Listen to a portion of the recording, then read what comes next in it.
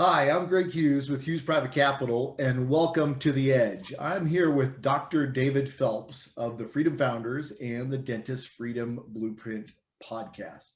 Today, we'll be talking about his newest book, What's Your Next, which launches on February 23rd and is currently available for pre-order on Amazon. What's Your Next is David's proven approach to work and wealth, one that provides more freedom, demands less sacrifice, and helps us prioritize our relationships, purpose, and legacy.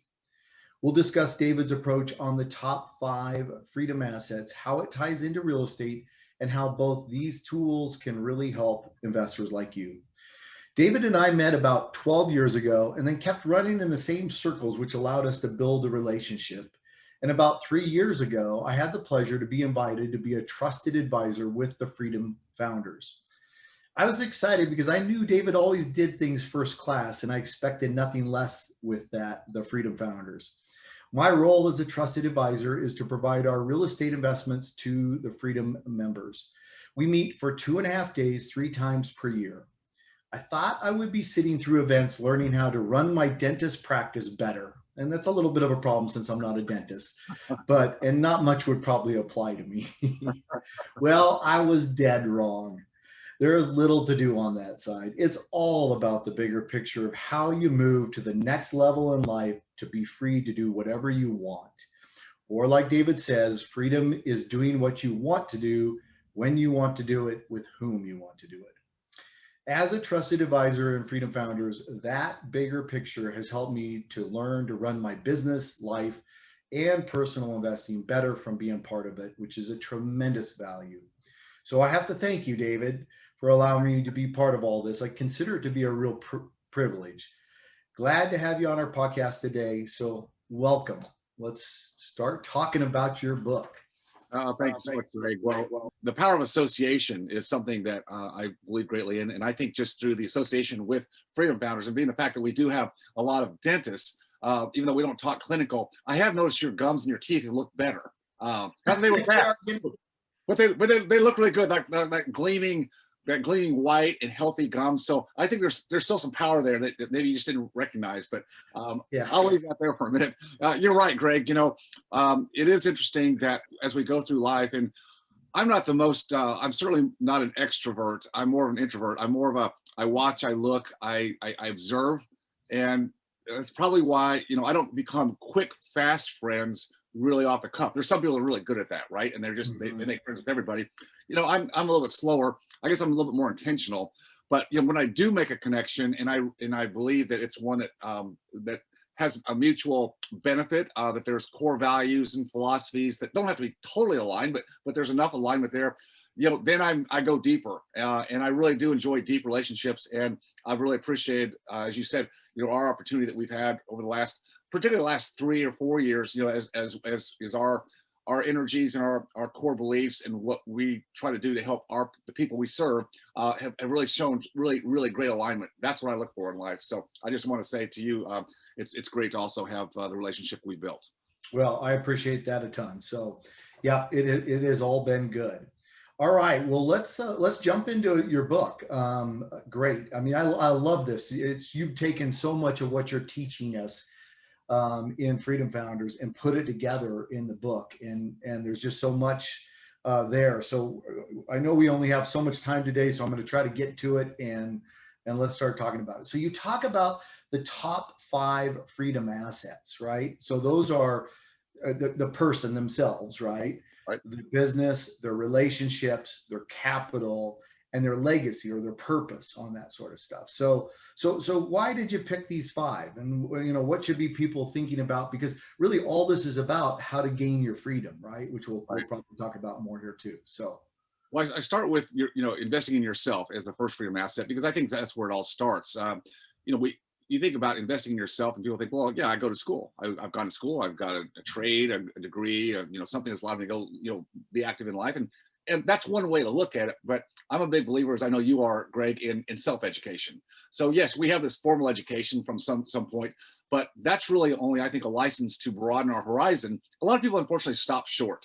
They think they hit the zenith of their optimization of themselves when they've gotten the degree, the license, the credentials, where they are, and they think, I'm kind of done, and I'll kind of coast through life and I'll kind of keep my specialized skill sets that I learned in school, but they just kind of abdicate the opportunity to invest in themselves further. And you and I and people we run with, we realize how powerful it is to continue to learn, not just in your own field, which is important, but outside the field. What other skill sets can you develop that maybe you never had the chance to develop because we were so focused on this one thing, getting through that 1 degree, to get to the next and next. And I just, again, I had to learn this, through myself. It wasn't something that anybody necessarily taught me, but I just, in looking back in my life, investing in yourself was a big one. And then number two, your business. Now, this can apply to anybody. You don't have to actually own a business. Like people think like I have to have this company I go to that I'm the CEO of. No, you could actually still be, I shouldn't say still, there's nothing wrong with working for a great company and providing value, but there's lots of ways that people can create, ancillary income streams outside of their job or the position they have every day to create active income. But if you have that ability, you look for that opportunity, then a business of some sort that's creating a stream of income that's not necessarily dependent upon you to be involved in it every day, which is what I call a job. Nothing wrong with job, but that business opportunity is huge, and a lot of people miss that mark, and they're kind of looking for that bright shiny object out there that's going to save the day. It's like no, focus on that aspect. And then number three, which I just talked about, is relationships. How much opportunity there is in curating and collaborating with the right people. Instead of trying to do everything yourself, which is kind of the way I grew up. It's like, well, you just know, David, you just got to take it on yourself. You just got to work it out. And that's a great characteristic, but there's so much ability to create a sum that's greater than the individual parts by collaborating, again, with the right people and by intentional design. I don't want to just say you just go out there and just start mixing up with anybody. You have to have some frameworks to make it work, but you've done that with Steve. You guys brought your complementary abilities together, and neither one of you could have done what you've done with Hughes Capital by yourselves. I mean, you could have done a certain amount, but what you've been able to leverage together, and then with your team and your culture, these relationships are so powerful. And I think a lot of people miss this because they think we're supposed to take it on ourselves. And then the fourth one is your capital, your capital freedom asset. That's the money that people will talk about, your savings, so savings, and then where do you invest that capital?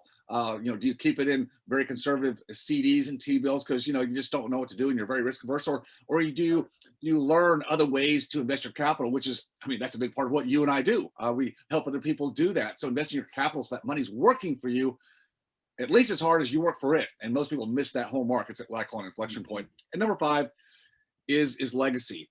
And again, I will just say, I was not focused on anything about legacy in probably my first, 30, maybe 40 years of life. It was really all about, not about me in a sense of just materialism, but I was focused on, taking care of, my family, and that's important. But you realize in life that really, when you look back, it's not like, how much money you made or how big was your company or, how big was your house or how big was your vacation homes. There's nothing wrong with that, but really what people look back on is, how will I be remembered? What impact did I have on other people? And the sooner you can kind of start to do that in your life, even if you're still at an early age and you just don't have a lot of free time or free capital to give, there's still ways you can impact people just on a daily basis. You can sow into people's lives. So don't think that legacy's at the end game. It's right now. You can be living your legacy no matter where you are in your life path. Yeah, helping to build that at all times. Yeah, agreed. And that's something in Freedom Founders, that you really brought up multiple times. And I'd never even thought about it before, the legacy side of it, And so now all of a sudden it's on my radar and something that I'm working on, with that. So I appreciate that. All right, let's talk about, one of the deals is that themselves or you, however you want to say it. And in your book, you say, in order to know what's your next, you need to know what provides you energy and what saps it, right? Yeah. Saps it. Self-awareness is a starting point for investing in yourself. Once you're aware of what ignites you, then you can pursue those interests with zeal. So the other part of your book, you also said, how do you feel on Sunday? before going to work on Monday. That kind of tells you what's going on, right? Yeah, that's it. Yeah. Do you dread or do you look forward to it? So, I think one of the things that, how do we figure this out as people? How do we become aware of this? And part of it is just reading this and thinking about it. But I mean, what are some things that you think about when you wrote that? Well, I will just tell my personal story. So I went down kind of the pathway that my father did, and that's not abnormal to look at a role model, whether it's a parent or somebody else, and say, I respect that person and what they do, and etc. So I went down the path into healthcare, and I was able to do that, and I was successful, quote successful doing it. I worked hard at it, but what I realized was that all the time I had this entrepreneurial side of me, and I used some of that in my dental practice, but there's only so much entrepreneurialism. It's a fairly rigid practice, which it needs to be, because you're working on people. You can't do like a lot of experimentation, on Right. people. So it's fairly rigid. And what I realized after many years of reflecting back and realizing that really my forte is more of a visionary, a big picture guy. And here I am, I'm trying to be a dentist, which it means you've got to be very detailed in the minutia. I mean, very minutia. I mean, we're working in, a mouth, in micromillimeters. And it's like, I realized that I would have been better suited had I known this and had I given myself permission. I could still have been in dentistry. I could still be this way today, but I could be the guy, the doctor, who would like do I'll just call it the triage, meaning the diagnosis. Patients come in the door, they got complaints, they got issues. I'm great at making plans, all right? I'm just not the follow-through guy. So when I was trying to do the follow-through, especially on longer cases that could take, several hours, I just, it's really, I could do it, but it's hard. So that zapped my energy. Now, today, what I get to do, because I left my practice some years ago, not by accident, but by intention, but I didn't realize that freedom, the ability to free me up and actually go where my energy was. And that didn't just happen overnight. But it assimilated kind of organically.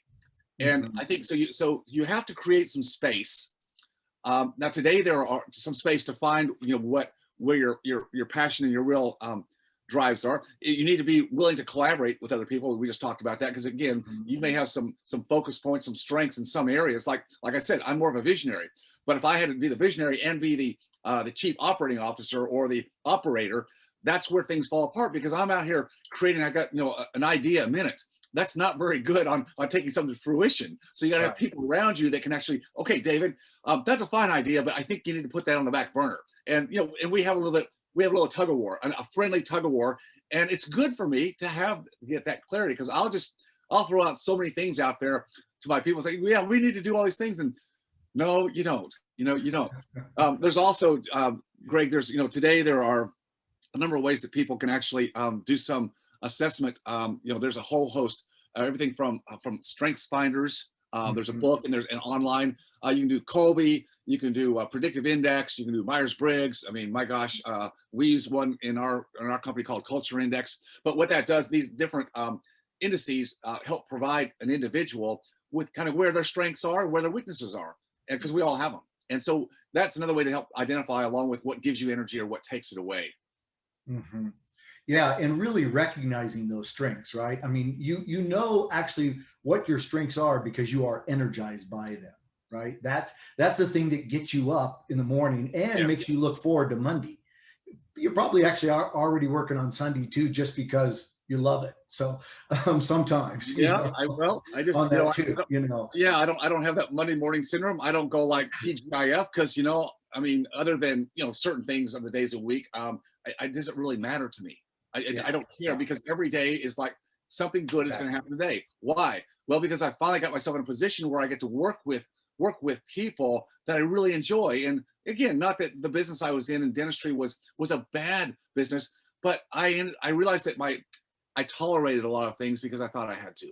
I tolerated in some cases, staff or employees that I shouldn't have tolerated. I tolerate patients that I shouldn't have tolerated. I didn't set my parameters tight enough because I didn't give myself permission. I didn't think you could. I thought you just had to like put up. I thought that's the way it was in the world. And as I grew with maturity and found other people who in different businesses said, David, you just don't have clarity. You just haven't put your filters on. I had to learn what that meant. It wasn't just an overnight thing. I had to learn through my own life and experiment a little bit to see what that means. And that's a big part of why I wrote this book, because I want people to self-reflect and realize that wherever you are today, that as good as it can be, but also with the aspects of your life that maybe are kind of pulling at you, and what that angst.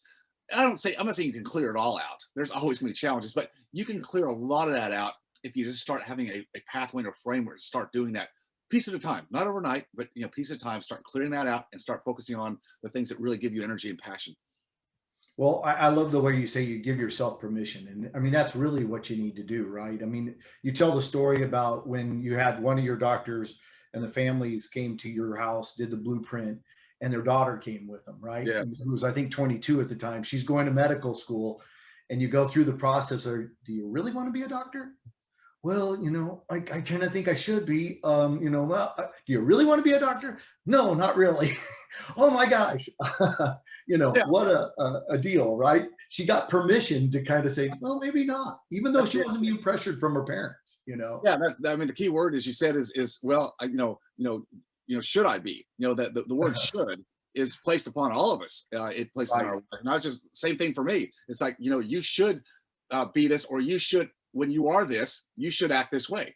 It's like, well, is it really? Do I have to do it that way as long as I'm being working ethically and with integrity? Could I do it a different way as long as I'm still providing the value that I've agreed to provide? Yeah, this young lady, actually, she has been an apprentice.